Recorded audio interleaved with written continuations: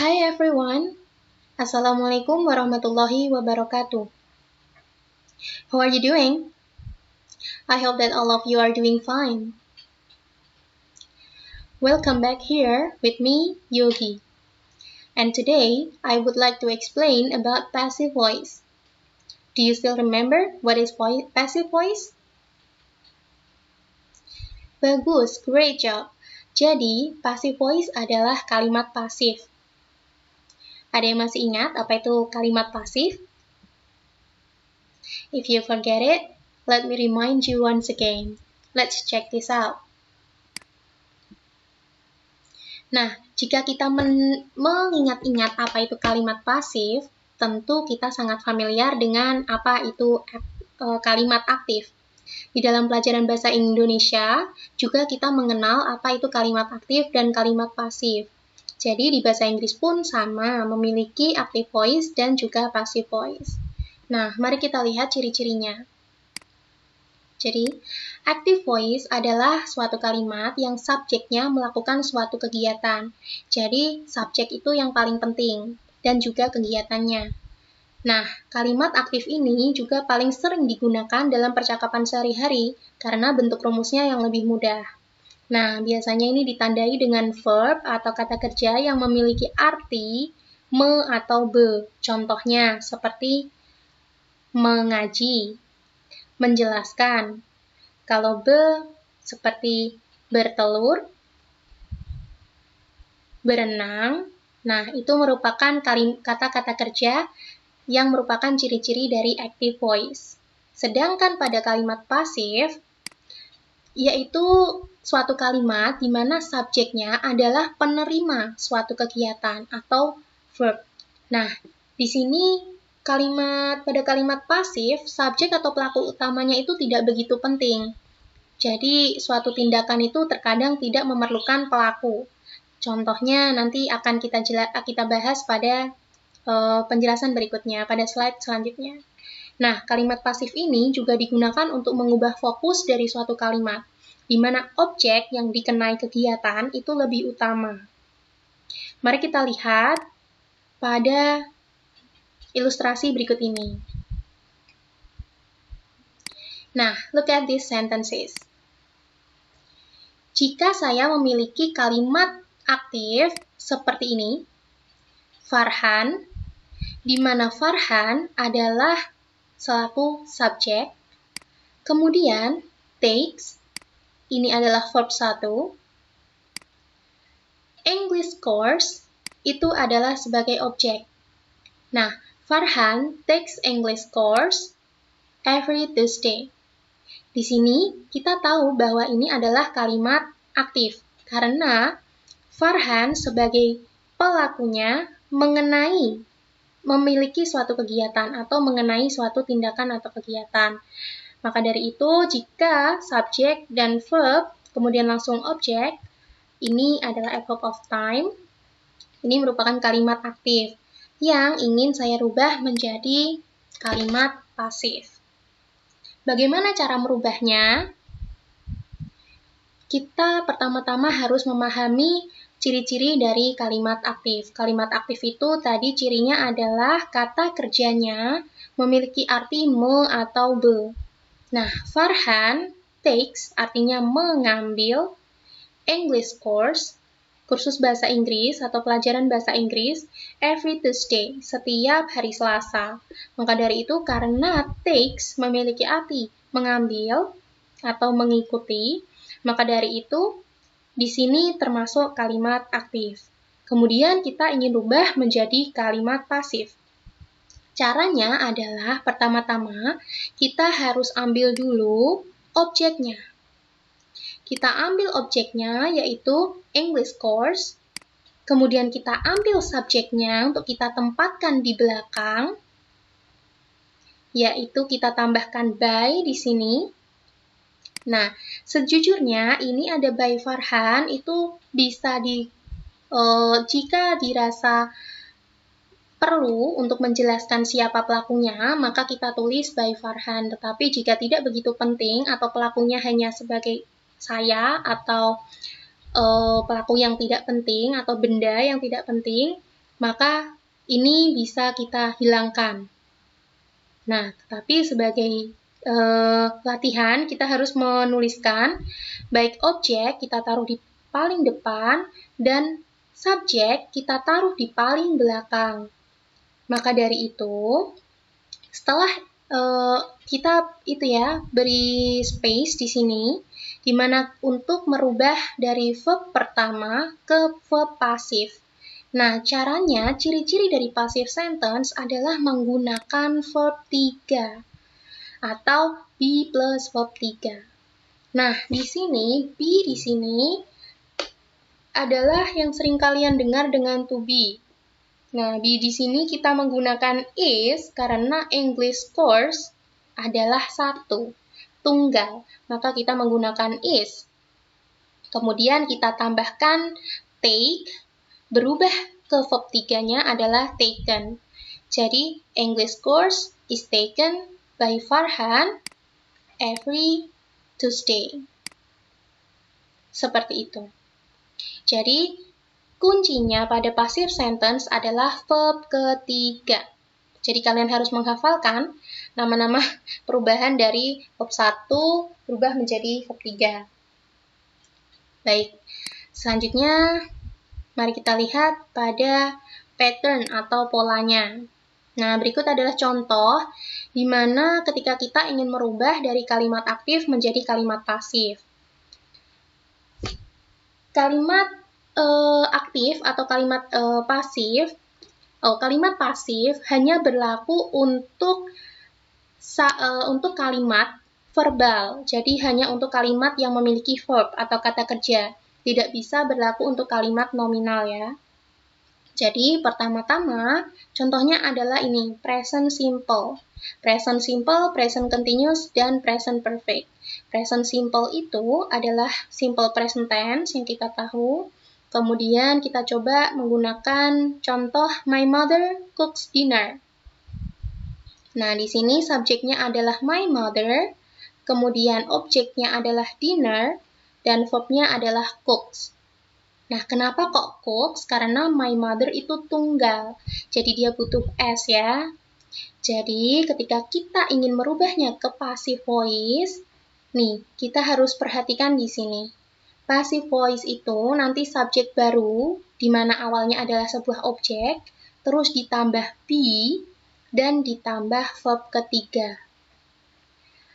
Cooks di sini adalah bentuk pertama ditambahi S. Maka dari itu, the dinner-nya harus butuh be, kan? Be-nya dari bentuk tunggal adalah is.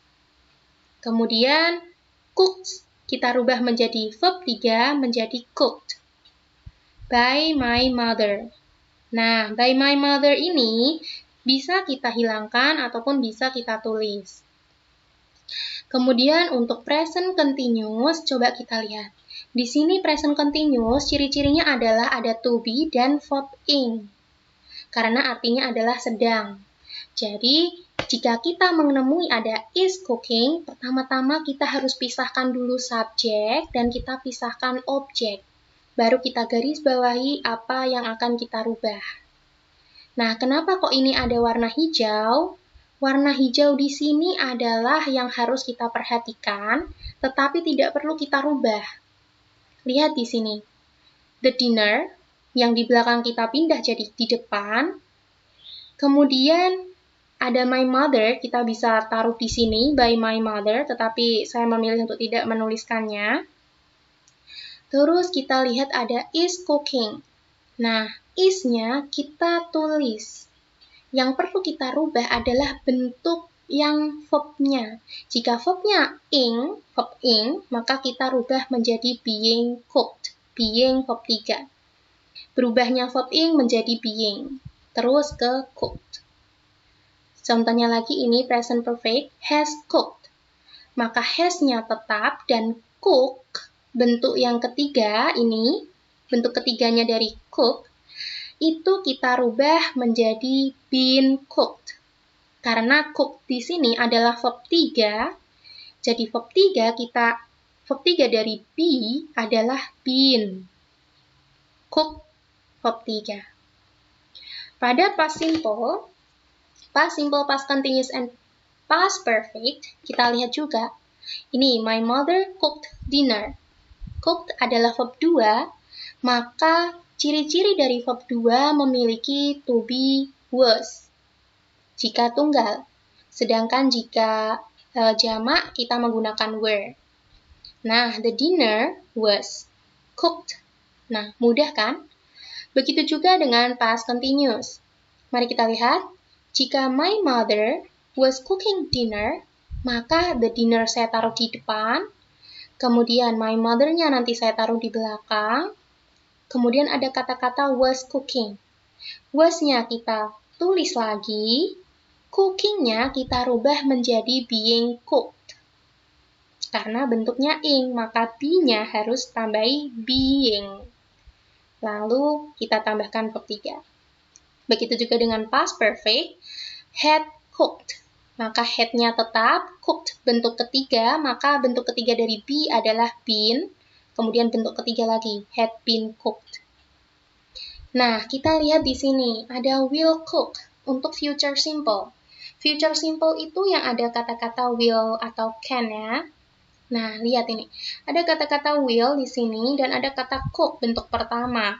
Maka will kita tulis dan cook bentuk pertama tidak bisa kita tulis the dinner will is cooked atau will was cooked. Tidak bisa.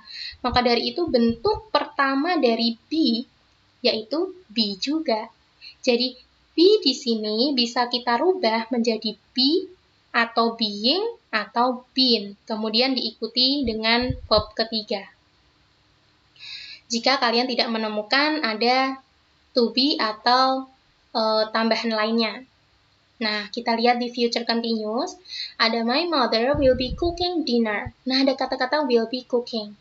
Jangan takut ya, karena yang kita rubah perlu hanya yang cooking-nya saja. Jadi will be kita tulis lagi, kemudian karena ini bentuknya cooking, bentuknya verb ing, maka be-nya berubah jadi bentuk ing juga. Jadi being cooked. Begitu juga dengan ini. My mother would cook dinner if the baby had slept. Ini adalah present conditional sentence type 2. Ya, jadi kita perlu pakai would cook jadi berubah jadi would be cooked. Would have cooked berubah jadi would have been cooked. Nah, begitu juga dengan modal atau infinitive.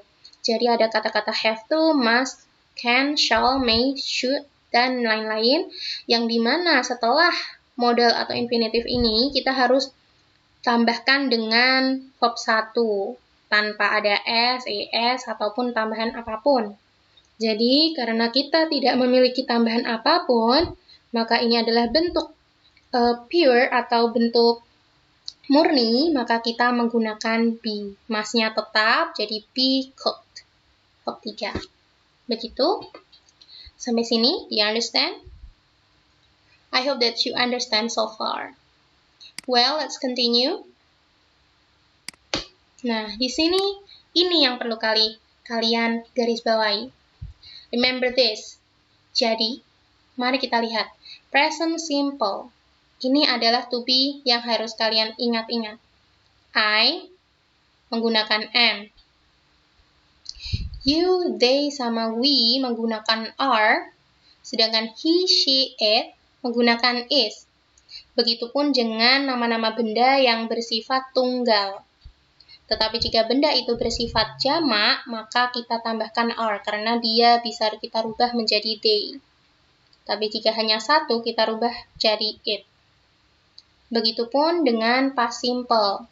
Lihat, ketika ini am, berubahnya was. Jika ini are, berubahnya jadi were. Ada re-nya juga belakangnya. Sedangkan he, she, it, dari is, berubah jadi was. Nah, ini juga ada s, tidak s lagi. Yang perlu kalian ingat hanyalah I was. Oke? Dan tinggal kunci lagi, seperti yang tadi saya jelaskan. Jika itu modal, maka modalnya ditambahi be plus verb 3. Contohnya ada will bring. Ini kan tidak ada tambahan apapun.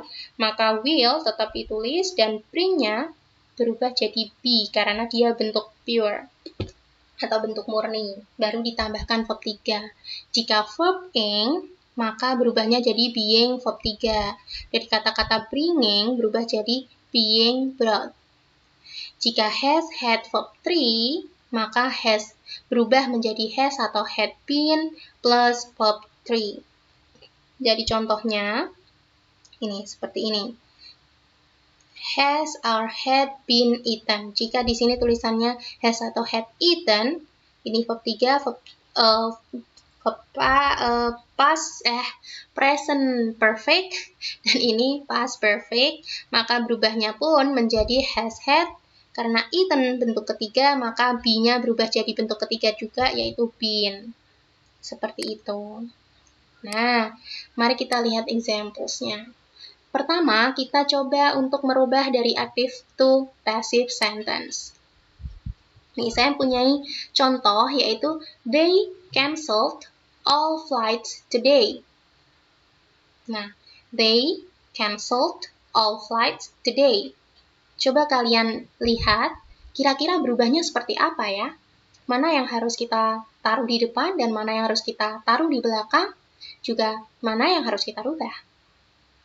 Baik, kita tahu they adalah subjek, all flights adalah objek, dan cancelled adalah verb. Maka kita rubah menjadi all flights by them. Kita jangan lupa ini, ada kata by jika menggunakan subjeknya yang subjek awal yang ingin kita tambahkan. Today kita tulis lagi. Yang perlu kita rubah adalah cancelled. Cancelled ini bentuk kedua kan? Maka dari itu bentuk kedua, kita harus ingat-ingat kalau past simple, maka bisa jadi was atau were. Be-nya kan, to be-nya bisa was atau were. Nah, cancelled-nya, verb 3-nya tulis dulu. Sekarang bagaimana kita tahu was atau were? Lihat di subjek baru. Jika subjek barunya adalah jamak, maka menggunakan were. Jika hanya flight, the flight atau tunggal, maka menggunakan was. Baik, sekarang kita lihat kalau perubahan dari passive to active sentence. Saya punya contoh, the bookstore has been closed by her since Monday. Nah, the bookstore, toko bukunya sudah ditutup olehnya perempuan sejak hari Senin. Nah, kita lihat, pertama-tama kita harus lihat ini dulu, objek dan subjek. Kita taruh, kita silangkan. By her, kita tahu her itu menggantikan siapa sih?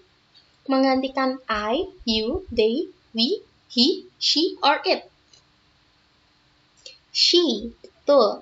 Nah, maka dari itu, by her kita rubah menjadi she, dan the bookstore kita taruh di sebelah belakang. Kemudian since Monday kita tulis lagi. Lalu karena kita sudah menggarisbawahi has been closed, maka kita rubah. Nih, been closed, kita tahu bahwa ini bentuk ketiga. Maka bentuk ketiga ini tetaplah closed. Ini tidak penting be-nya. Kemudian has kita tulis lagi. Maka berubahlah menjadi she has closed the bookstore since Monday. Nah, begitulah penjelasannya. Sekarang kita lihat another examples of passive sentence. Nah, ada nih, you have to be tested on your English grammar. Nah, kamu have to be. Have to artinya harus, bukan memiliki ya. You have to, kamu harus be tested, dites, karena ini bentuk verb 3 dan ada be-nya, be plus verb 3, maka ini kita namakan dengan passive sentence. Begitu pula artinya berubah menjadi di. Jadi, you have to be tested artinya kamu harus dites. Selanjutnya, mari kita cek pada contoh yang kedua. John might be promoted next year.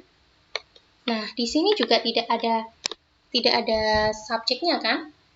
Maka dari itu tidak ada objeknya. Jadi langsung John di sini sebagai subjek baru. Might itu adalah modal. Maka dari itu karena modal tidak bisa tidak bisa langsung verb 3 harus dikasih be, maka might be promoted next year.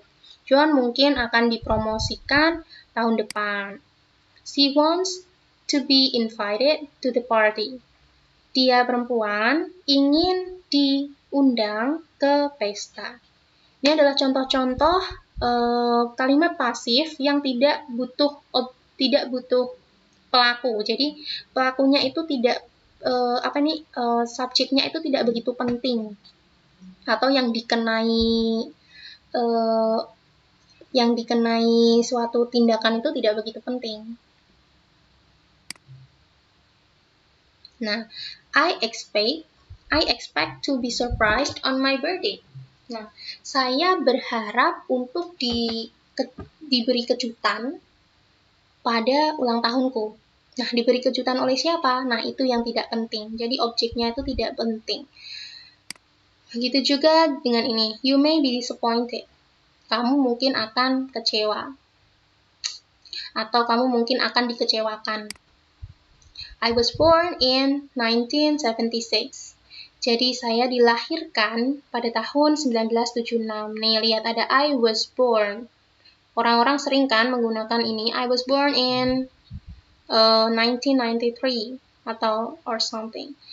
Kemudian ada contoh lagi, kalau dibuat kalimat interrogatif, maka berubah jadi where were you born? Where were you born? You pasangannya adalah were, maka jika kita jawab I was born in 1976. Oh, where ya? Where were you born? Berarti I was born in Rembang, for example. Nah, ini juga. Around 100 babies are born in this hospital every week. Jadi, sekitar 100 bayi dilahirkan di rumah sakit ini setiap minggu. Nih, jadi artinya are born, terus ada may be disappointed. Artinya adalah di atau ter. Nah, the last example, we don't know on exactly which day the baby will be born. Kita tidak tahu pada tepatnya tanggal berapa atau hari apa bayi itu akan dilahirkan. Will be born.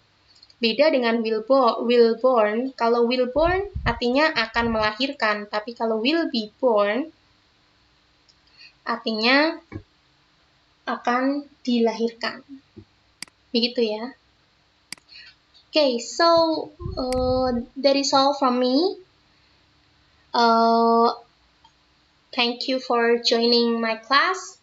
I hope that all of you understand about the material today. And please ask me and feel free to ask me about anything in WhatsApp group. See you on the next meeting. Wassalamualaikum warahmatullahi wabarakatuh.